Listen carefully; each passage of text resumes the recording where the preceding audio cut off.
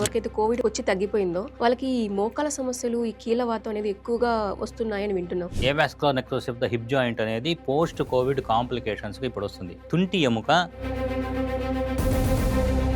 ఒకవేళ బ్యాక్ బోన్లో ఏమైనా ప్రాబ్లమ్ అరైజ్ అయితే ఎలాంటి సమస్యలు మనం ఫేస్ చేస్తుంటారు? సర్వికల్ స్పాండిలైటిస్ అంటారు, లంబార్ స్పాండిలైటిస్ అంటారు. ట్రాక్టర్ డ్రైవర్స్, బస్ డ్రైవర్లు మా దగ్గరకు వచ్చేవాళ్ళు సాఫ్ట్వేర్ ఎంప్లాయీస్ ఎక్కువ. గిడినెస్ ఏమైనా ఉంటుందండి? గిడ్డీనెస్ అంటే సర్వైకల్ స్పాండిలైటిస్లో గిడ్డీనెస్ ఉంటుంది. రొమటాయిడ్ ఆర్థరైటిస్లో లక్షణాలు ఎలా ఉంటాయంటారు? రొమటాయిడ్ ఆర్థరైటిస్లో గౌటీ ఆర్థరైటిస్ అని చెప్పారు కదా, దాని లక్షణాలు ఎలా ఉంటాయి? గౌటీ ఆర్థరైటిస్ అంటే ఎర్రగా వాచినట్టు. ఆస్టియో ఆర్థరైటిస్ గురించి చెప్పండి. ఆస్టియో ఆర్థరైటిస్ ఇది అబౌవ్ 50 ఇయర్స్ నుండి 60 ఇయర్స్ వాళ్ళకి. వ్యాధి తీవ్రతను బట్టి కూడా మనకు ఒక్కోసారి అలోపతి కూడా మనం చూస్ చేసుకోవాల్సి వస్తుంది. అవునండి. ఇంగ్లీష్ మెడిసిన్ వాడుతూనే ఆయుర్వేద ట్రీట్మెంట్ కూడా కంటిన్యూ చేయొచ్చు. అలవాటు పడ్డాడు పెయిన్ కిల్లర్కి. వాడు ఏమనుకుంటాడు, ఆయుర్వేదం మందు వాడటం వల్ల అగ్రవేట్ అయిపోయింది నాకు అని ఆయుర్వేదం బ్లేమ్ చేస్తాడు. అందరికీ నమస్కారం, వెల్కమ్ టు సుమన్ టీవీ. నేను కావ్య శ్రీనివాస్. ఈ రోజుల్లో మోకాల నొప్పులు, కీళ్ళ వ్యాధులు, వెన్ను నొప్పి, ఆర్థరైటిస్, ఎముకల బలహీనత ఇలాంటి సమస్యలన్నీ సర్వసాధారణమైపోయాయి. పెయిన్ కిల్లర్స్ వాడుతున్నాం, కానీ శాశ్వత పరిష్కారం లభించడం లేదు. ఇలాంటి సమయంలో మన పూర్వీకులు అందించిన ఆయుర్వేద వైద్యం మనకి ఎలాంటి శాశ్వత పరిష్కారం అందిస్తుందో ఈ రోజు మనకి వివరించడానికి మన స్టూడియోలో ఉన్నారు డాక్టర్ ఎన్ శ్రీవత్స కుమార్ గారు, ఎండి ఇన్ ఆయుర్వేదం, కేరళ ఆయుర్వేద నిపుణులు. వారితో మాట్లాడదాం. నమస్కారం అండి. టీవీ ప్రేక్షకులకు నమస్కారం. సార్, ప్రస్తుతం రోజుల్లో ఎవరిని అడిగినా కూడా రెగ్యులర్గా వినిపిస్తుంది, ఎవరో ఒకరు మాకు ఎముకల బలహీనత అని చెప్తున్నారు, లేదంటే కీళ్ళ వ్యాధి అని చెప్తున్నారు, ఆర్థరైటిస్ అంటున్నారు. వయసుతో సంబంధం లేదు sir. According to Ayurveda point of view ఈ సమస్యలు రావడానికి ప్రధాన కారణం ఏదంటారు? ఎందుకంటే ఆయుర్వేదం ప్రతి సమస్యను కూడా త్రిదోష సిద్ధాంతం ప్రకారం వర్గీకరిస్తుంది అని వినున్నాను, తెలియజేస్తారా? ఆయుర్వేదం ఏంటంటే త్రిదోష సిద్ధాంతం మీద పనిచేస్తుంది. త్రిదోషాలు, వాతపిత్త కఫాలు మరియు సప్తధాతువులు, ప్రసక్త మాంసమేధో అస్థి మధ్య శుక్రాలు, వీటి విశేషన్, వీటికి ఒక్కొక్క పరిణామం ఉంటుంది, ఒక్కొక్క ప్రమాణం ఉంటుంది. ఆ ప్రమాణం ప్రకారం ఉన్నట్టయితే హెల్తీగా ఉంటారు.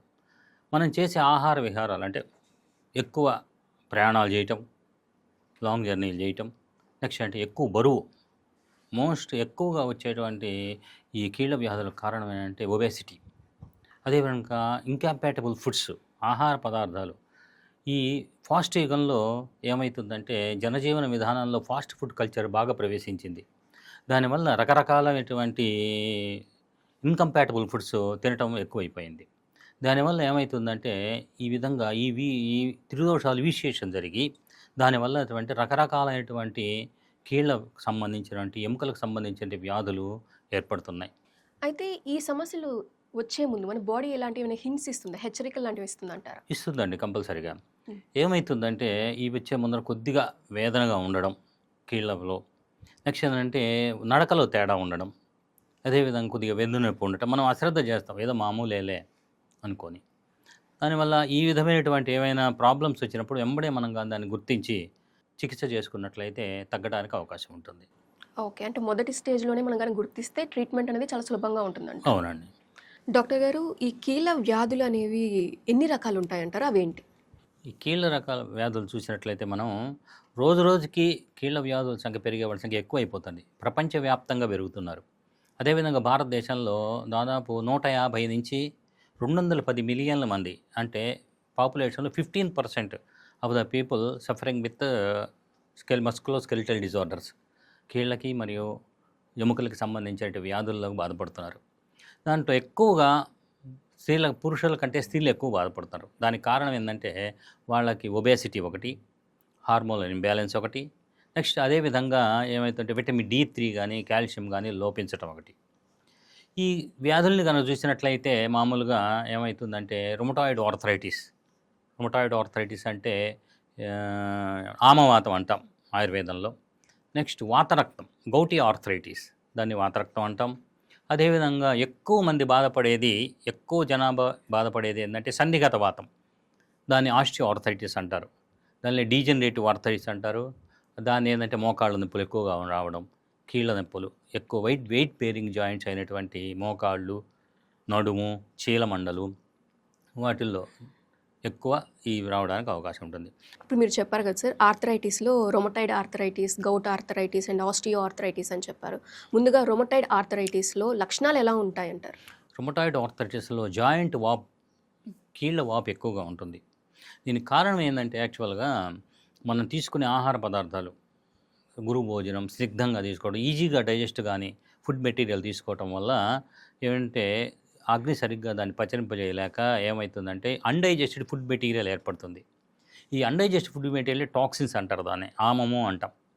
ఆ అన్డైజెస్టెడ్ ఫుడ్ మెటీరియల్ ఏమవుతుందంటే ప్రకోపించిన వాతంతో కలిసి కఫంతో కూడి సందులందు ఏర్పడుతుంది, జాయింట్స్లో అక్యుములేట్ అవుతుంది. దానివల్ల ఏమవుతుందంటే జాయింట్ బాగా స్వెల్లింగ్ రావడం, బాగా నొప్పి, వాపుగా ఉండటం, ఉచ్చిగదంశవత్ వేదన అంటాడు, అంటే తేలుగుట్టినట్టు నొప్పి ఉండటం అనమాట. జాయింట్ కదల్చలేకపోవటం, రిస్ట్రిక్టెడ్ మూమెంట్స్ ఓకే. ఉంటాయి.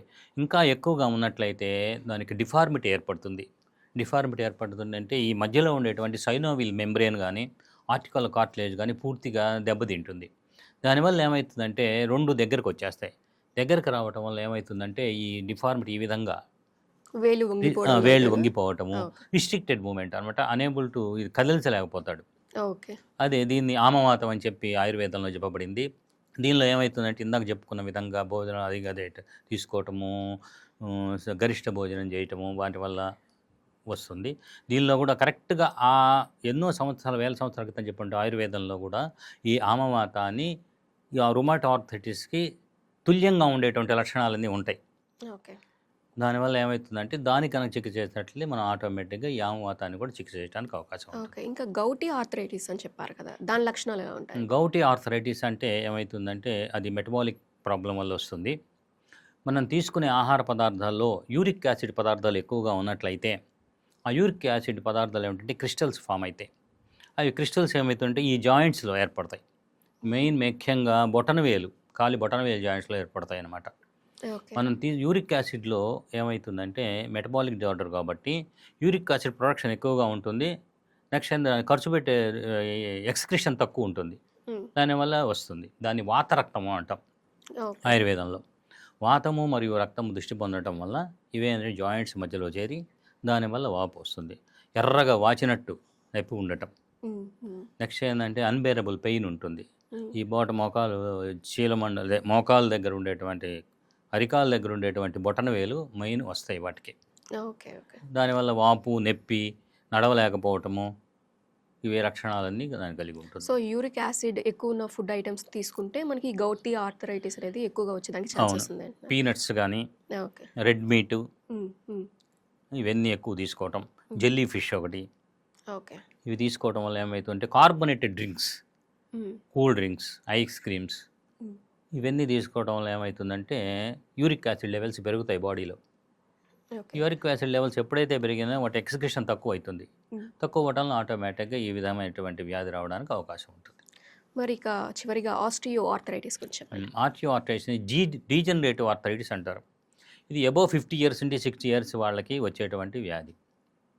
దీనిలో ఏమవుతుందంటే మనం చేసే పనుల వల్ల ఎక్కువ దూరం నడవడము, లాంగ్ జర్నీలు చేయటము, మెట్లు ఎక్కటము మొదలైన వాటి వల్ల ఎక్కువ నడవడం మొదలైన కారణాల వల్ల ఏమవుతుందంటే వాతం పెరిగి లోపల ఉండేటువంటి కీల్లో ఉండేటువంటి సైనోవిల్ మెంబ్రేన్ మరి ఆర్టికులర్ కార్టిలేజ్ దెబ్బతింటుంది. దానివల్ల ఏమవుతుందంటే రిస్ట్రిక్టెడ్ మూమెంట్ ఏర్పడితే, అంటే కీలు కదల్చలేకపోవటం, వాపు రావడం, దానివల్ల క్యాప్సూల్ దెబ్బతింటుంది, దానివల్ల కదల్చలేకపోవటం. నెక్స్ట్ ఏంటంటే మా రోజువారీ యొక్క పనులకి ఆటంకం కలగటం, ఎక్కువసేపు నిలబడినప్పుడు రెండు మోకాళ్ళు ఇటు దగ్గరకు వస్తాయి, మధ్యలో ఆర్టికులర్ కార్టిలేజ్ ఎక్కువ ప్రెషర్ పడుతుంది, దానివల్ల ఏమవుతుందంటే బాగా పెయిన్ ఎక్కువగా ఉంటుంది. అదేవిధంగా ఏమవుతుందంటే బరువు, ఒబేసిటీ ఈ main causative factor for the osteo arthritis. Obesity ఉండటం వల్ల ఏంటంటే ఇవన్నీ వెయిట్ బేరింగ్ జాయింట్స్, నడుము, మోకాలు, నెక్స్ట్ చీలమండలు, ఓకే. ఇవన్నీ ఏమవుతుందంటే బరువు ఎక్కువగా ఉండటం వల్ల వాటి వల్ల ప్రెషర్ ఎక్కువ పడుతుంది. అంటే లోపల ఉండేటువంటి ఆర్టికులర్ కార్టిలేజ్ కానీ మెసోయిమల్ మెంబ్రేన్ అరిగిపోవటం వల్ల దానివల్ల ఏమవుతుందంటే ఈ విధంగా ఆస్టియో ఆర్థరైటిస్ రావడానికి అవకాశం ఉంటుంది. ఎక్కువ మంది భారతదేశంలో బాధపడే వారి సంఖ్య ఆస్టియో ఆర్థరైటిస్లో బాధపడుతున్నారు. ఓకే. అదేవిధంగా చిన్న వయసులోని చాలామంది ఎముకల కీళ్ళ వ్యాధులతో బాధపడుతున్నారు. దానికి కారణం ఏంటంటే ఇంటేక్ ఆఫ్ ఫుడ్. నెక్స్ట్ ఏంటంటే రకరకాలైనటువంటి ఫుడ్స్ తీసుకోవడం, తినడం వల్ల కూడా జంక్ ఫుడ్డే. జంక్ ఫుడ్ తీసుకోవటము, కార్బొనేటెడ్ డ్రింక్స్ తీసుకోవటము, ఓకే. నెక్స్ట్ ఏంటంటే తిన్నది ఆహారం అరగకుండానే మళ్ళీ ఇంకా ఆహారం తీసుకోవటం, ఇవన్నీ కారణాలు. ఎక్కువ దూరం లాంగ్ డ్రైవ్స్ ఓకే. ప్రయాణాలు చేయటం. ఓకే. అది అంటే స్ట్రెస్ వల్ల కూడా వచ్చేదానికి ఛాన్సెస్ ఎక్కువ ఉన్నాయంటున్నారా? స్ట్రెస్ వల్ల రావడానికి అవకాశం ఉంది. Stress it increase the problem అంతే. ఓకే. ఆ ప్రాబ్లమ్ రేషియోని ఇంకా ఇంక్రీజ్ అయ్యడానికి ఇంక్రీజ్ ఛాన్సెస్ చేస్తుంది. ఉంది. అండ్ మెయిన్ ఓవర్ థింగ్ ఏంటంటే ఈ మోకాల సమస్య అనేది ఇప్పుడు వయసుతో సంబంధం లేదని మనం ముందే చెప్పుకున్నాము. అవునండి. ఇది పోస్ట్ కోవిడ్ తర్వాత ఎక్కువగా కనిపిస్తూ ఉంది. ఎవరికైతే కోవిడ్ వచ్చి తగ్గిపోయిందో వాళ్ళకి ఈ మోకాల సమస్యలు, ఈ కీళ్ళవాతం అనేది ఎక్కువగా వస్తున్నాయని వింటున్నాం. అది ఎంతవరకు నిజమండి? అపోహనేనా నిజమని? చాలా కరెక్ట్ అండి ఇది. ఇదివరకు ఏంటంటే మనము AVN, avascular necrosis of the hip joint అనేది పోస్ట్ కోవిడ్ కాంప్లికేషన్స్కి ఇప్పుడు వస్తుంది. ఇదివరకు ఎప్పుడో ఒకసారి వినేవాళ్ళం, ఎప్పుడో రేర్ కేసెస్ వచ్చేటివి ఈ avascular necrosis of the hip joint. ఇప్పుడు పోస్ట్ కోవిడ్ తర్వాత బరువు పెరగడం, అనేక రకాల సమస్యలు వచ్చినాయి. జీర్ణకోశ వ్యవస్థ సమస్యలు కానీ, డైజెస్టివ్ ప్రాబ్లమ్స్, రెస్పిరేటరీ ప్రాబ్లమ్స్, అదేవిధంగా ఈ మస్కులోస్కెలిటల్ ప్రాబ్లమ్స్ కూడా వస్తున్నాయి. దానిలో మెయిన్ ఏంటంటే ఈ కీళ్ళకు సంబంధించిన అరుగుదల ఒకటి తొందరగా వస్తుంది. దాంతోపాటు avascular necrosis of the hip joint. Hip joint అంటే తుంటి ఎముక యొక్క పైన ఉండేటువంటి భాగంలో సర్క్యులేషన్ సరిగ్గా లేకపోవటం వల్ల అదేమవుతుందంటే ఎండిపోయినట్టు అయిపోతుంది. ఇప్పుడు మొక్కకు నీళ్లు పోయకపోతే ఏ విధంగా కొద్దిగా నీళ్లు పోసే ఎండిపోతుంది కదా, అదేవిధంగా సర్క్యులేషన్ తగ్గిపోతుంది, వాస్కులేషన్ తగ్గిపోతుంది, దానివల్ల వస్తుంది. దానివల్ల ఏమవుతుందంటే దీనిలో 4 స్టేజెస్ ఉంటాయి. ఫస్ట్ స్టేజ్ అంటే కొద్దిగా లైట్గా నొప్పి ఉంటుంది ఈ ఎముకల దగ్గర, నడవటంలో అనిపిస్తుంది, పెద్ద లెక్క చేయడం మామూలు నొప్పి ఏమో అనుకుంటాం. సెకండ్ స్టేజ్లో మెట్లు ఎక్కేటప్పుడు కానీ నడిచినప్పుడు కానీ కొద్దిగా ప్రాబ్లంగా ఉంటుంది. రోజు చేసే పనులలో కొద్దిగా డిఫరెన్స్ కనపడుతుంటుంది. థర్డ్ స్టేజ్ అంటే నడకలో చాలా మార్పు వస్తుంది. మెట్లు ఎక్కలేకపోవటం, మెట్లు ఎక్కినప్పుడు సివియర్ పెయిన్ రావడం. ఎక్కడ పెయిన్ వస్తుంది? ఈ తుంటి ఎముక దగ్గర పెయిన్ వస్తుంది. ఈ తుంటి ఎముక ఏమంటే బండి కిందకి వెళ్ళి ఇలా కూర్చుంటుంది. దీనికి ఒక head of the neck, femur head of the neck ఇక్కడ ఎండిపోయినట్టు అయిపోతుంది. లాస్ట్లో 4th స్టేజ్లో ఏమవుతుందంటే ఈ దీంట్లో కూర్చున్నప్పుడు నుంచున్నప్పుడు కానీ ఎప్పుడైనా పెయిన్ అగ్రవేషన్లో ఉంటుంది. 3rd స్టేజ్లో. 4th స్టేజ్లో అంటే పూర్తిగా కొలాప్స్ అయిపోతుంది. కొలాప్స్ అవ్వటం వల్ల ఏమవుతుందంటే కాలు అసలు నడవలేకపోవటం, నెక్స్ట్ ఏంటంటే సివియర్ పెయిన్, రెండు కాళ్ళ మధ్యలో డిఫరెన్స్ వస్తుంది, హైట్లో డిఫరెన్స్ వస్తుంది, దానివల్ల గెయిట్ చేంజ్, ఇవన్నీ ఏర్పడతాయి. మన దగ్గర ఏంటంటే దాదాపు 3rd స్టేజ్ లోపలగానే వచ్చినట్లయితే ఆయుర్వేదిక్ ద్వారా మనం కేరళ ప్రత్యేక చికిత్సలు మొదలైన వాటి ద్వారా మనం ఫర్దర్గా ఇది డెవలప్ కాకుండా చేసుకోవచ్చు, మనం మేనేజ్ చేసుకోవచ్చు చక్కగా. ఓకే. మీరు ఎముకల నొప్పులు అంటే గుర్తొచ్చింది. ఇప్పుడు చాలా మందికి కూడా బ్యాక్ బోన్ పెయిన్ అనేది చాలా మందికి ఎక్కువగా వింటూ ఉన్నాము. ఒకవేళ బ్యాక్ బోన్లో ఏమైనా ప్రాబ్లమ్ అరైజ్ అయితే ఎలాంటి సమస్యలు మనం ఫేస్ చేస్తుంటాం? అయితే నడువు నొప్పి ఉంటుంది. ఎక్కువగా ఈ బ్యాక్ బోన్ పెయిన్ రావడానికి గల కారణం ఏంటి? ఎక్కువ మంది అంటే కూలీలు, వాళ్ళ హెడ్ ఎక్కువ మెయిన్ మోస్తారు. ఓకే. ఈ స్పైన్ ప్రాబ్లమ్స్ రావడానికి వాళ్ళు ఒకటి, బరువులు ఎక్కువ మోసే వాళ్ళకి, ఒబేసిటీ ఉండే వాళ్ళకి, నెక్స్ట్ ఇంకోటి ఏంటంటే ఎక్కువసేపు కూర్చొని పనిచేసే వాళ్ళకి, అంటే సాఫ్ట్వేర్ ఎంప్లాయీస్. మా దగ్గరకు వచ్చేవాళ్ళు సాఫ్ట్వేర్ ఎంప్లాయీస్ ఎక్కువ. సాఫ్ట్వేర్ ఎంప్లాయీ ఎప్పుడు కూర్చొనే ఉంటారు. వాళ్ళు ఏంటంటే ఇంకోటి ఏంటంటే ఇరెగ్యులర్ పాస్చర్లో వర్క్ చేసే వాళ్ళకి ఇది లైఫ్ స్టైల్ డిజార్డర్ అంటారు దీన్ని ఎక్కువ. ఈ ఏంటంటే ఒక పాస్చర్లో కాకుండా మామూలు పాస్చర్ ఉంటుంది కదా, దాని కాకుండా వ్యతిరేకంగా, ఉదాహరణకి స్వర్ణకారులు ఉన్నారు, ఈ దండలు చుడుతుంటారు, ఇట్లా పక్కకు వంగి చుడుతుంటారు. దానికి బోన్ ఏమవుతుందంటే వెన్నుపూస కొద్దిగా కర్వేచర్ మారుతుంది, దానివల్ల కంప్రెషన్ పడుతుంది, దానివల్ల వస్తుంది. ఎక్కువ లాంగ్ జర్నీలు, లాంగ్ డ్రైవ్లు చేసేవాళ్ళు, ఎక్కువ ప్రయాణాలు చేసేవాళ్ళు, ట్రాక్టర్ డ్రైవర్స్ ఎక్కువ కుదుపుతూ పడుతుంటారు, బస్ డ్రైవర్లు, వీళ్ళందరికీ ఏమవుతుందంటే వెన్నుపూసలో తేడా వస్తుంది. ఇంటర్వర్టెబ్రల్ డిస్క్ ఉంటుంది మధ్యలో, ఆ ఇంటర్వర్టెడ్ డిస్క్ ఏమవుతుందంటే బల్జ్ అవుతుంది డిస్క్. దాంట్లో సర్వికల్ స్పాండిలైటిస్ అంటారు, లంబార్ స్పాండిలైటిస్ అంటారు, వెన్నుపూసలో వచ్చే సమస్యలు, స్పాండిలోసిస్, ఇవన్నీ ఏంటంటే వెన్నుపూసకు వచ్చేటువంటి సమస్యలు. దీనివల్ల ఎట్టుంటుందంటే మెడ దగ్గర కానీ వచ్చినట్లయితే దానికి సర్వైకల్ బ్రేకల్ ప్లెక్సస్ ఉంటుంది. ఈ మెడ దగ్గర నుంచి ఏమవుతుందంటే ఒక 2 నర్వ్స్ ఇటు వచ్చి 2 చేతులకి రేడియల్ నర్వ్స్ వస్తాయి. ఇక్కడ కానీ ప్రెడర్ పడిందంటే ఏమవుతుంది, దాని నుంచి వచ్చే నరువు మీద ప్రెడర్ పడి 2 వేళ్ళు తిమ్మిర్లుగా ఉండడం కానీ, లేకపోతే ఈ 1 వేలు తిమ్మిర్లుగా ఉండడం కానీ, పట్టుకున్నప్పుడు ఇదిగా ఉండడం కానీ, మార్నింగ్ స్టిఫ్నెస్ కానీ, ఏదైనా పట్టుకోలేకపోవటము, అవన్నీ జరుగుతుంటాయి. ఇంకా నడుము దగ్గర శాక్రల్ ప్లెక్సస్ ఉంటుంది. ఆ సాక్రల్ ప్లెక్సస్ నుంచి కింద దాకా సయాటిక్ నర్వ్ వస్తుంది, పాపులేటల్ నర్వ్ వస్తుంది, పుడెండల్ నర్వ్ వస్తుంది. ఈ నరువు మీద ఏ నరువు మీద కంపేర్ అయితే L4 L5 కానీ, L3 L4 కానీ, L5 S1 కానీ, అంటే లంబార్ రీజియన్లో ఉండేటువంటి బోన్స్ మీద ఏమన్నా ప్రెషర్ పడ్డప్పుడు దానిలో ఉండేటువంటి న్యూరల్ ఫెరామిన్ నుంచి సయాటిక్ నర్వ్ వస్తుంది. ప్రెషర్ పడితే ఎక్కడ ప్రెషర్ పడుతుందో అక్కడ పెయిన్ అగ్రవేషన్ వస్తుంది. ఉదాహరణకి పాపులేటల్ నర్వ్ పడితే ఇక్కడ దాకా వస్తుంది, సయాటిక్ నర్వ్ పడితే కింద దాకా వస్తుంది. According to the condition of the patient అనమాట, condition of the compression. Okay. అది దానివల్ల ఏమవుతుందంటే మనం ఈ కొద్ది రోజులు నడవలేకపోవటం, కొద్ది దూరం నడవగానే కూర్చోవాలనిపించటం, కాలు పూర్తిగా లాగేస్తుండటం, ఇంకా ఎక్కువ తిమ్మిర్లు పట్టడం, నమ్నెస్ అంటే మొద్దుబారినట్టు ఉండటం. గిడ్డినెస్ ఏమైనా ఉంటుందా అండి? గిడ్డీనెస్ అంటే సర్వైకల్ స్పాండిలైటిస్లో గిడ్డీనెస్ ఉంటుంది. ఓకే. ఎందుకంటే పైకి వెళ్ళేటువంటి నరువు మీద కంప్రెషన్ పడుతుంది కాబట్టి సర్కులేషన్ తగ్గుతుంది. తగ్గినప్పుడు రీలింగ్ సెన్సేషన్, ఓకే. కళ్ళు తిరిగినట్టు ఉండడము, కళ్ళు బైర్లు గమ్మినట్టు ఉండడము, ఈ లక్షణాలని సర్వైకల్లో ఎందుకంటే వస్తాయి. ఇలాంటి సిమ్టమ్స్ ఎక్కువగా రెగ్యులర్గా అవును, ఉంటూ regular ఉంటాం. గా గిడ్డినెస్ గా ఉంది, అవును, కొంచెం సేపు నిలబడినా పని చేసినా కూడా నాకు అవును, ఒళ్ళు తిరుగుతున్నట్టుంది అని కంప్లైంట్ ఎక్కువగా తరచుగా ఇళ్లలో కూడా వింటూ ఉంటాం. ఉంటాం. దీనికి ప్రధాన కారణం సర్వైకల్ స్పాండిలైటిస్ అంటే ఒక కారణం అది. One of the cervical reason. Spondylitis one of the causative factor for the reeling sensation. చాలా కారణాలు కళ్ళు తిరగడానికి. సర్వైకల్ స్పాండిలైటిస్ నుండి కళ్ళు తిరుగుతాయంటే దానివల్ల రావడానికి అవకాశం ఉందని మనం గుర్తించాలి. ఓకే. అది ఇంకా ఆయుర్వేద చికిత్సలో డాక్టర్ గారు మనకి పంచకర్మ అనేది చాలా ప్రాచుర్యాన్ని పొందింది. అవును. ఈ సమస్యకి పంచకర్మలో ఎలాంటి చికిత్స విధానాలు ఉంటాయి? మనం చికిత్స 3 రకాలుగా చెప్పొచ్చు. ఒకటేమే సంశోధనము, అంటే ప్యూరిఫికేషన్ థెరపీస్. నెక్స్ట్ సంశమనం, ప్యాలియేటివ్ ట్రీట్మెంట్. ప్యాలియేటివ్ అంటే ఇంటేక్ ఆఫ్ మెడిసిన్స్ ద్వారా తగ్గించడం. నెక్స్ట్ నిదాన పరివర్జనం. ఈ సంశోధన చికిత్సల్లో what is the causative factors for the disease. Toxins ఉంటాయి బాడీలో, మనం ఈ విధమైనటువంటి ఆహార పదార్థాలు తీసుకోవటము వీటి వల్ల అన్ని టాక్సిన్స్ డెవలప్ అవుతాయి. ఆ టాక్సిన్స్ వల్ల ఏమవుతుందంటే ఈ విధమైన వ్యాధులు రావడానికి అవకాశం ఉంటుంది. ఈ టాక్సిన్స్ కానీ బయట కాజిటివ్ ఫ్యాక్టర్స్ అంటే టాక్సిన్స్ని బయటికి పంపించినట్లయితే మనకి ఏమవుతుందంటే ఈ మొత్తం డిసీజ్ అంతా పోవడానికి అవకాశం ఉంటుంది. అంటే ఏ విధంగా పంపిస్తారు? అదే వమనము, విరేచనము, వస్తి, నస్యము, రక్తమోక్షణం, అంటే 5-fold థెరపీ అంటారు దీన్ని. It is a body rejuvenation therapy and detoxication therapy అనమాట ఇది. కొంచెం బ్రీఫ్గా ఎక్స్ప్లెయిన్ చేస్తాను. వమనం ముందర, వమనం అంటే ఏంటి అంటే ఎమిసిస్, మెడికేటెడ్ ఎమిసిస్. కొన్ని రకాలటువంటి ఔషధాలు లోపలికి ఇవ్వటం వల్ల మనం లోపల ఉండే టాక్సిన్స్ వామిటింగ్ ద్వారా బయటకు పంపించటం, అదొక process. విరేచనం, విరేచనం పర్గెషన్.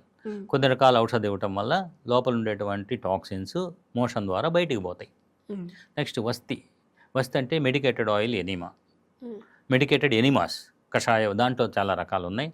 According to the condition బట్టి అనుమాసన వస్తని, ఆస్థాపన వస్తని రకాలు ఉంటాయి, అవి ఇస్తాం అనమాట. దానివల్ల ఏమవుతుందంటే ఈ లోపల ఉండేటువంటి టాక్సిన్స్ అన్నీ బయటికి వెళ్ళిపోతాయి.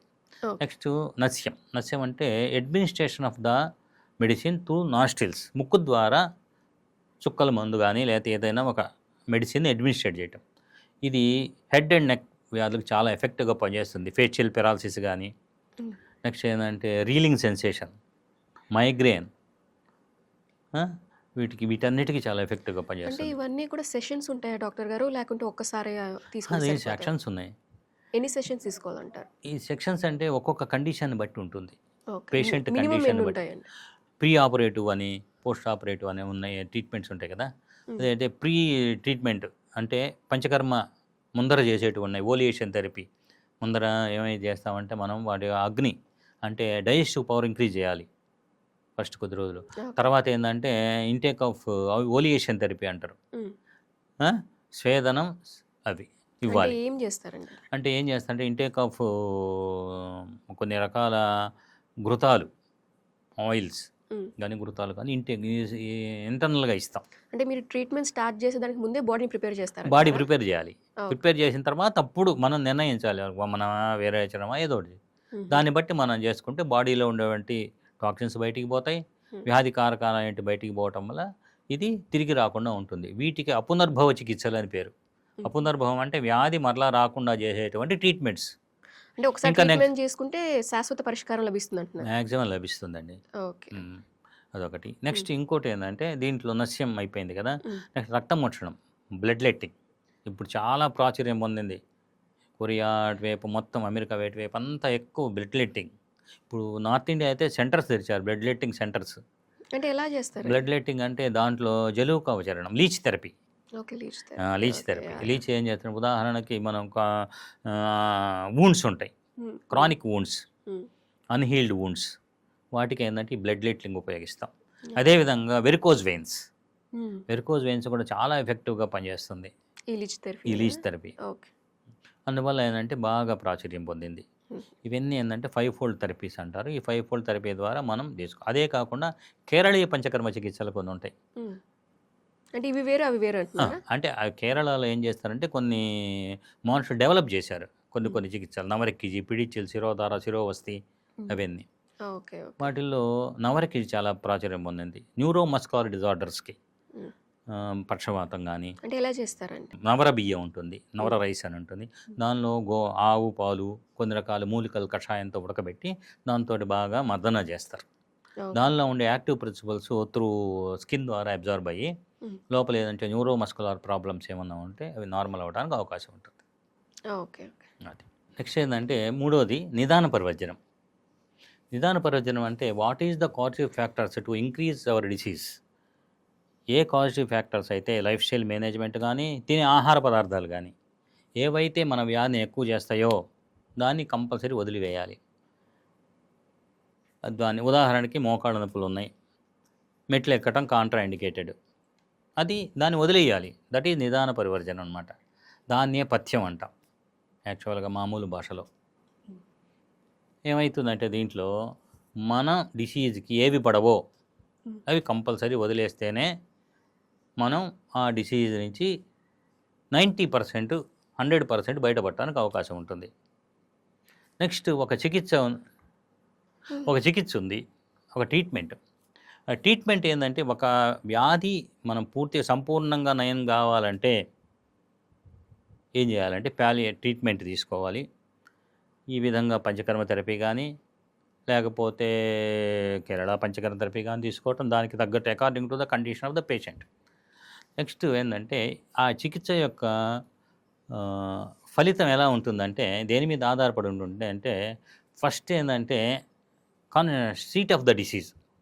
సీట్ ఆఫ్ ద డిసీజ్ అంటే ఆ డిసీజ్ యొక్క ప్రదేశం, ఆ డిసీజ్ ఎక్కడుంది, విషియేషన్ ఆఫ్ ద దోషాస్.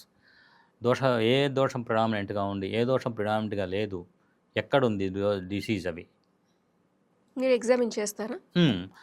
అష్టాస్థాన పరీక్షలు చేస్తాం. నాడీ మూత్రం మలంజిహ్వ శబ్ద స్పర్శ దృగాకృతి అనే ఉంటాయి.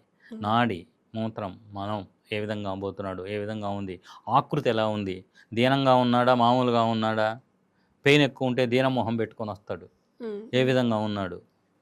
ఓకే. నాలిక పరీక్ష, నాలిక టంగ్ ఏంటంటే డైజెస్టివ్ సిస్టమ్ని ఇండికేట్ చేస్తుంది.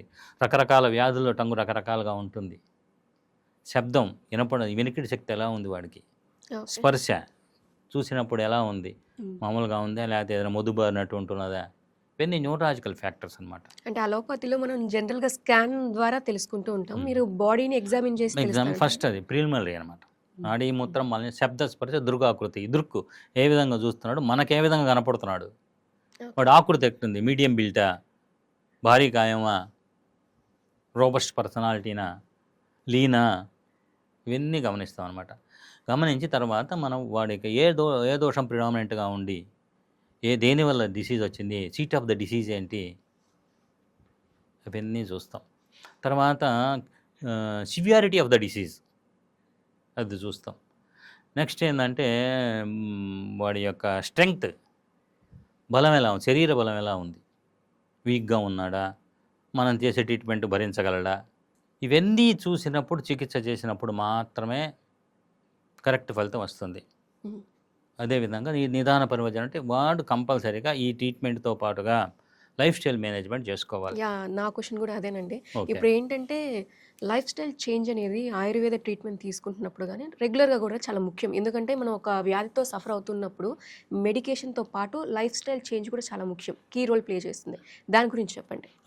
ఇదే మనం ఇప్పుడు 3 రకాల చికిత్సలు అని చెప్పాను కదా, దానిలో నిదాన పరివర్జనమే లైఫ్ స్టైల్ మేనేజ్మెంట్లోకి వస్తుంది. ఒక ట్రీట్మెంట్ కానీ పూర్తిగా సంపూర్ణం కావాలంటే ఆహారాశ్చ విహారాశ్చ తదో మంతర ఔషధం అన్నాడు. అంటే ఆహారం ద్వారా ఒక వ్యాధి వచ్చింది, ఆహారం తగ్గించుకోవటం వల్ల డిసీజ్ తగ్గించుకోవచ్చు. ఓకే. మనం చేసే పనుల ద్వారా డిసీజ్ తగ్గించుకోవచ్చు. అది తగ్గకపోతే అప్పుడు ఔషధంలోకి వెళ్ళాలి. ఓకే. ఓకే. జస్ట్ అర్థమైందా? లిజన్ టు యువర్ బాడీ అంటారు. అంతేనా? ఎస్, అప్పుడు ఔషధంలోకి వెళ్ళాలి. ఓకే. నెక్స్ట్ ఇంకోటి ఏంటంటే మనం ట్రీట్మెంట్ ఇస్తున్నాము, ట్రీట్మెంట్తో పాటుగా వాడి causative factors, what are the causative factors to aggravate our disease. ఏ ప్రాబ్లం అయితే మనల్ని ఇవైతే మనల్ని మన సమస్యను మన పెంచుతుంది సమస్యలు కదా? పెంచుతాయో అవి మ్మ్. కంపల్సరీ ఆపేయాలి. అవి ఓకే. ఫుడ్ కానీ మనం చేసే పనులు కానీ. ఓకే. ఓకే. ఉదాహరణకి జలుబు ఉంది బాగా, ఉదయం కూల్ డ్రింకులు తాగాడు, ఐస్ క్రీమ్ తిన్నాడు, ఇంకా అగ్రవేట్ అవుతుంది. మ్మ్. మ్మ్. అది మనం ఆ అగ్రవేట్ చేసే ఫ్యాక్టర్స్ ఏమో అవి ఆపేయాలి. ఓకే. ఓకే. ఈ ట్రీట్మెంట్ తీసుకోవటము, లైఫ్ స్టైల్ మేనేజ్మెంటు, దాంట్లోనే ఒక ఆహారం, ఇవన్నీ కలిపితేనే సంపూర్ణమైన చికిత్స వస్తుంది. అప్పుడే పర్ఫెక్ట్ రిజల్ట్ వస్తుంది. యా. మీరు చెప్పినట్టు వ్యాధి తీవ్రతను బట్టి కూడా మనకు ఒక్కోసారి అలోపతి కూడా మనం చూస్ చేసుకోవాల్సి వస్తుంది. అవునండి. సో మనం ఒక పక్క అలోపతి వాడుతూనే అంటే ఇంగ్లీష్ మెడిసిన్ వాడుతూనే ఆయుర్వేద ట్రీట్మెంట్ కూడా కంటిన్యూ చేయొచ్చు. కంటిన్యూ చేయటం, ఇవన్నీ హెర్బల్ మెడిసిన్సే, ఓకే. మ్యాక్సిమం హెర్బల్ మెడిసిన్సే ఉంటాయి. మ్మ్. కాబట్టి ఉదాహరణ కీళ్ళ నొప్పులు బాగా ఎక్కువ ఉంది, మ్మ్. కంపల్సరీ పెయిన్ కిల్లర్ వేసుకుంటున్నాడు, అలవాటు పడ్డాడు పెయిన్ కిల్లర్కి. యా. యా. మనం ఎంబడే స్టాప్ చేస్తే అగ్రవేట్ అవుతుంది. మ్మ్. వాడు ఏమనుకుంటాడు, ఆయుర్వేదం మందు వాడటం వల్ల అగ్రవేట్ అయిపోయింది నాకు అని ఆయుర్వేదం బ్లేమ్ చేస్తాడు. అందుకని ట్యాపరింగ్ డోస్లో తగ్గించుకోవాలి. అది వాడుకోవచ్చు, దానికి దీనికి ఒక హాఫ్ అన్ అవర్ తేడా పెట్టుకొని వేసుకోవచ్చు, ప్రాబ్లం ఏం లేదు. ఓకే. ఎందుకంటే ఇంకంపేర్డ్ దీనికి ఇంటరాక్షన్ ఏమి ఉండదు. మ్మ్. ఎందుకంటే ఇవన్నీ హెర్బలే కాబట్టి ప్రాబ్లం లేదు. మనం కనుక్కుంటాం ఏ మందులు వేసుకుంటున్నాడు, దానికి దీనికి ఇంటరాక్షన్ ఉందా అని చెప్పి మనం దానికి సరిపోయే మెడిసిన్ మనం ఇస్తాం. ఇవ్వటం వల్ల వేసుకోవటం వల్ల ప్రాబ్లం ఏం లేదు. పెయిన్తో బాధపడాల్సిన అవసరం ఏం లేదు. ఈ పని చేసేటప్పుడు టైం పడుతుంది కాబట్టి దానికి కష్టమై ఉన్నాడు కాబట్టి కంపల్సరీ వాడుకుంటూ ట్యాపరింగ్ డోస్లో మనం వాడి తగ్గించుకోవాలి. సో ఆయుర్వేదిక్ మెడిసిన్ వాడుతూనే హ్యాపీగా అలోపతి కూడా వాడచ్చు. వాడుకోవచ్చు, ఏం ప్రాబ్లం లేదు. ప్రాబ్లం ఏం లేదు. అంటే టైం బీయింగ్ ఓకే. గ్యాప్ ఉంచాలంటున్నారు. ఆయుర్వేదిక్ సిస్టంలోకి స్విచ్ ఓవర్ అవ్వాలనుకున్నప్పుడు, ఉదాహరణకి మన డయాబెటీస్తో బాధపడుతున్నాడు, మ్మ్. చాలా మెడిసిన్స్ వేసుకుంటున్నాడు, ఉదయం 2 ట్యాబ్లెట్లు, సాయంత్రం 2 ట్యాబ్లెట్లు, ఆయుర్వేదిక్ స్విచ్ ఓవర్ అవ్వాలనుకున్నాడు, ఇవి ఆపేయకూడదు. ఇవి ఆపేస్తే ఎంబడే పెరిగిపోతుంది. మ్మ్. దానివల్ల ఏమిటంటే మనం మెడిసిన్స్ వాడుకుంటూ దాంతోపాటుగా ఈ వేడుకునే టాబ్లెట్లు ట్యాపరింగ్ డోసులు తగ్గించుకోవాలి. ఉదయం 2 సాయంత్రం 2 వేసుకుంటున్నాడు, 1 వీక్ మనం వేసుకున్న తర్వాత ఉదయం 2 సాయంత్రం 2 ఆపేయటం, మ్మ్. వెంబడి టెస్ట్ చేసుకోవటం ఇలా ఎంత మటుకు తగ్గుతోంది, మ్మ్. తర్వాత మళ్ళీ టెస్ట్ చేసుకొని మళ్ళీ ఉదయం 2 దాన్ని ఆఫ్ చేసుకోవటం. ఆ విధంగా ఆపుకోవాలి. ఎప్పుడైనా ట్యాపరింగ్ డోసులు ఆపుకోవాలి, ఒకేసారి ఆపకూడదు. ఓకే. ఆ, సడన్ గా చాలా మంది చేసే తప్పు కూడా ఇదే కదండి. అవును. మనం ఆయుర్వేద షిఫ్ట్ అయ్యాము అని చెప్తే ఎంబడే ఏం ఇంకా చేస్తారంటే ఆపేస్తారు. ఆపేస్తూ ఉంటారు. అయితే అందువల్ల ఏంటంటే సైకలాజికల్ ప్రాబ్లమ్స్ యా, ఉన్నాయి, యా, యా. వాటికి కష్టమైపోయి ఉంటారు వాళ్ళు, మ్మ్. మ్మ్.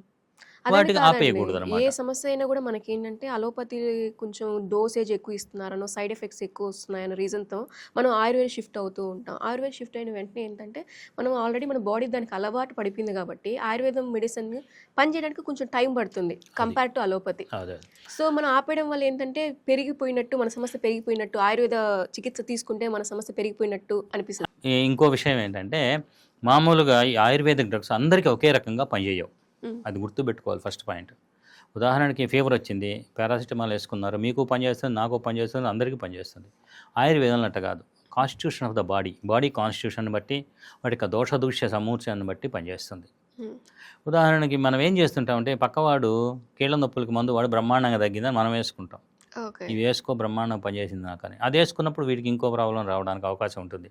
మ్మ్. ఎందుకంటే బాడీ కాన్స్టిట్యూషన్ డిఫరెంట్. అతని బాడీ కాన్స్టిట్యూషన్కి అది పడింది, నీ బాడీ కాన్స్టిట్యూషన్కి నీది పడలేదు. సో మన బాడీకి తగ్గట్టు బాడీకి తగ్గట్టు ఉంటుంది. మనం మందు చూస్ చేసుకో. దానికి కావాలంటే ఏం చేయాలి, మ్మ్. మనం అడ్వర్టైజ్మెంట్లోనో లేకపోతే పక్కవాడు వాడారని వాడకూడదు. ఓకే. ఒక మంచి క్వాలిఫైడ్ డాక్టర్ దగ్గరికి వెళ్ళాలి. ఫస్ట్ మ్మ్. పాయింట్ అది గుర్తుపెట్టుకోవాలి. మ్మ్. వెళ్ళి వాళ్ళు ఇందాక చెప్పినట్టు అష్టస్థాన పరీక్షలు చేసి ఏ దోష ప్రిడామినెంట్లో ఉంది, ఏ దోషం అగ్రవేషన్లో ఉంది, దానికి తగ్గట్టు మెడిసిన్ ఇస్తాడు. అప్పుడు మనకి అది సరిపోతుంది. ఓకే. సో ఆయుర్వేద ట్రీట్మెంట్ సేఫే, కాకపోతే ప్రతి మనిషికి సపరేట్గా ఉంటుంది వాళ్ళ బాడీ తీరిక వాడి తగ్గట్టు. బాడీ కాన్స్టిట్యూషన్ బట్టి ఇవ్వాల్సి వస్తుంటుంది. ఓకే. ఓకే. అది ఫర్ ఎగ్జాంపుల్ పిత్త అగ్రవేషన్లో ఉంది ఒక పేషెంట్కి, అతనికి బల్లాతకంతో చేసిన మెడిసిన్ ఇచ్చామనుకోండి, ఇంకా అగ్రవేషన్ అవుతుంది. ఒళ్ళు మంటలు పుట్టడం, మ్మ్. యూరిన్ బర్నింగ్ రావడం ఇవన్నీ. అందువల్ల ఏంటంటే మనం బాడీ కాన్స్టిట్యూషన్ చూసి అతనికి ఏ మెడిసిన్ పడుతుంది అది చూసుకొని ఇది ఇవ్వాలన్నమాట. ఓకే. అందువల్ల అందరూ క్వాలిఫైడ్ డాక్టర్ దగ్గరికి వెళ్ళి ఆయుర్వేదిక్ వాడుకోవాలనుకుంటే వాడి దగ్గర కంపల్సరీగా చూపించుకొని ఆ డాక్టర్ దగ్గర ఆ డాక్టర్ సలహా నుంచి మాత్రమే వాడుకోవాలి. ఈ కేరళ ఆయుర్వేదం అనేది ఈ రోజుల్లో చాలా ప్రాచుర్యం పొందిందండి. ఈ మోకాల సమస్యలకి ఎక్కువగా ఈ జాయింట్ పెయిన్స్‌కి, ఎముకల నొప్పికి ఎలాంటి చికిత్స విధానాలు ఉంటాయంటారు? ఈ కేరళ ప్రత్యేక చికిత్సల ద్వారా చాలా అద్భుతంగా దాదాపు 100% మనం తగ్గించడానికి అవకాశం ఉంటుంది. ఈ మోకాళ్ళ నొప్పులు కనుక చూసినట్లయితే జాయింట్ లిగమెంట్ లోపల ఏంటంటే సంధిగత వాతం అంటాం కదా, లోపల ligament next synovial membrane articular cartilage అరిగిపోవటం. దానివల్ల ఏమవుతుందంటే మోకాళ్ళ నొప్పులు, వాపిపోవటము, నొప్పి రావటము, రిస్ట్రిక్టెడ్ మూవ్‌మెంట్ జరుగుతాయి. దీనికి ఏందంటే మనం కేరళ ప్రత్యేక జానువస్తి అని ఉంటుంది. జానువస్తి అంటే ఒక రకమైనటువంటి ఆనకట్టలాగా గట్టి పైన ఆయిల్ పోస్తాం. నెక్స్ట్ ఏంటంటే మెడికేటెడ్ స్టీమ్ ఇస్తాం. కొన్ని రకాల ఆయిల్తో మసాజ్ చేసి మెడికేటెడ్ స్టీమ్ ఇస్తాం. దానివల్ల ఏమవుతుందంటే ఈచ్ అండ్ ఎవ్రీ సెల్‌కి ఆక్సిజన్ క్యారింగ్ కెపాసిటీ పెరుగుతుంది. లోపల స్టిఫ్‌నెస్ తగ్గుతుంది. ఈ టెండాన్స్ ఉంటాయి. ఈ టెండాన్స్, లిగమెంట్స్ ఉంటాయి. Cruciate, anterior cruciate ligament, posterior cruciate ligament. ఆ లిగమెంట్స్ అన్నీ ఏమవుతుంటే స్ట్రెంగ్తెన్ పొందుతాయి. దానివల్ల ఏంటంటే వాపు, నొప్పి తగ్గడానికి అవకాశం ఉంటుంది. అదేవిధంగా వాపు ఎక్కువగా ఉంటే ఒక విధమైనటువంటి మూలికల పౌడర్ తోటి పట్టీలాగా వేస్తాం. దానివల్ల ఏమంటే లోపల నీరు తగ్గిపోవడానికి అవకాశం ఉంటుంది. అదేవిధంగా spine and joint care package అని ఒక ప్యాకేజ్ ఉంటుంది. దానిలో ఏం చేస్తామంటే స్పైన్ ప్రాబ్లమ్స్ ఏమున్నాయో వాటిని చూసుకొని స్పైన్ మొత్తం మసాజ్ చేసి మెడికేటెడ్ స్టీమ్ ఇవ్వడం. నెక్స్ట్ ఏంటంటే కటివస్తి అని ఉంటుంది. అంటే ఎక్కడ ప్రాబ్లం L4, L5 ప్రాబ్లం ఉందనుకొని అక్కడ రౌండ్గా ఆనకట్టలాగా కట్టి మెడికేటెడ్ ఆయిల్ వేయటం. గోరువెచ్చగా ఉండే ఆయిల్ పోస్తాం. తర్వాత నెక్ దగ్గర ఉందనుకో నెక్ దగ్గర పెడతారు. అది పిచు అని ఒకటి ఉంది. అదేంటంటే మెడికేటెడ్ ఆయిల్ తడిపి దాని మీద వేయటం. అదేవిధంగా వస్తి అని ఒక కర్మ ఉంది. వస్తి అంటే మెడికేటెడ్ ఆయిల్ ఎనిమా అని చెప్పాను కదా, దాంట్లో కషాయం వస్తి అని ఉంటుంది. నెక్స్ట్ ఏంటంటే మెడికేటెడ్ ఆయిల్ ఎనిమా ఉంటుంది. వైతరణ వస్తి అని ప్రత్యేక కేరళలో చేసే ట్రీట్మెంట్ ఒకటి ఉంది. అది నడుము మధ్య వెన్నుపూసకి నడుముకి వచ్చేటువంటి ఈ విధమైన డీజనరేటివ్ చేంజెస్ కానీ, లేకపోతే డిస్క్ ప్రాబ్లం కానీ, డిస్క్ ప్రొలాప్స్ కానీ వాటి చాలా అద్భుతంగా పనిచేస్తుందన్నమాట. మా దాంట్లో చాలామంది దాదాపు కొన్ని వేల మందికి ఈ వైతరణ వస్తి ద్వారా తగ్గించడానికి అవకాశం ఉంటుంది. ఈ సర్జరీ అనేది లాస్ట్ అండ్ ఫైనల్. వెన్నుపూస ప్రాబ్లమ్స్కి సర్జరీ అనేది లాస్ట్ అండ్ ఫైనల్ అనమాట. ఇంకా ఏమీ లేదు, ఏ ట్రీట్మెంట్ వారు తగ్గదనకపోతే అప్పుడు సర్జరీకి పోవాలి. మన దగ్గర ఏం చేస్తామంటే ఈ వైతరణ వస్తి, నెక్స్ట్ ఏంటంటే ఈ కటివస్తి కానీ, గ్రీవవస్తి కానీ, స్పైన్ మసాజ్ కానీ దీన్ని చేయటం వల్ల ఏమవుతుందంటే సర్క్యులేషన్ ఇంప్రూవ్ అవుతుంది, డిస్క్ ప్రాబ్లం నార్మల్ అవుతుంది. పైన లిగమెంటమ్ ఫ్లేవం అని చెప్పి పైనుంచి కింద దాకా ఒక లిగమెంట్ ఉంటుంది. ఆ లిగమెంట్ స్టిఫ్నెస్ వస్తుంది. ఆ స్టిఫ్నెస్ బాగా తగ్గడానికి అవకాశం ఉంటుంది. దీనివల్ల మనం ఏంటంటే ఈ వెన్నుపూస సమస్యల్ని చాలా చక్కగా 90% మనం తగ్గించడానికి అవకాశం ఉంటుంది. అంటే ఈ ఆపరేషన్ వెళ్ళే ముందు ఒకసారి ఆయుర్వేదాన్ని ట్రై చేసి వెళ్ళమంటారు. అంతే. అంటే ఇప్పుడు మీరు చెప్పిన ఈ చికిత్స విధానాలలో మనకి శాశ్వత పరిష్కారం దొరుకుతుందా అండి? అదే అండి, శాశ్వత పరిష్కారం అంటే దాదాపు 90% తగ్గుతుంది. మనం చికిత్స చెప్పాం కదా ఇందాకనే, చికిత్స ఒకటి, లైఫ్ స్టైల్ మేనేజ్మెంట్, ఫుడ్ దాంట్లోనే వస్తుంది. ఇవన్నీ కలిస్తేనే సంపూర్ణమైన ట్రీట్మెంట్ అవుతుంది. మనం తగ్గించి పంపించాం, మళ్ళీ వాళ్ళు బళ్ళ మీద తిరగడము, మళ్ళీ మెట్లు ఎక్కడము, మళ్ళీ ఇంటేక్ ఆఫ్ ఫుడ్, ఇన్కాంపాటబుల్ ఫుడ్స్ తీసుకోవడం అంటే మళ్ళీ రావడానికి అవకాశం ఉంటుంది. సార్, కీళ్ళు ఎముకలు వ్యాధులు రాకుండా ఎలాంటి జాగ్రత్తలు తీసుకోవాలి, అలాగే వస్తే ఎలా పరిష్కరించుకోవాలి ఆయుర్వేదంలో అనేది మా వ్యూవర్స్కి చక్కగా వివరించారు. ధన్యవాదాలండి. Thank you very much.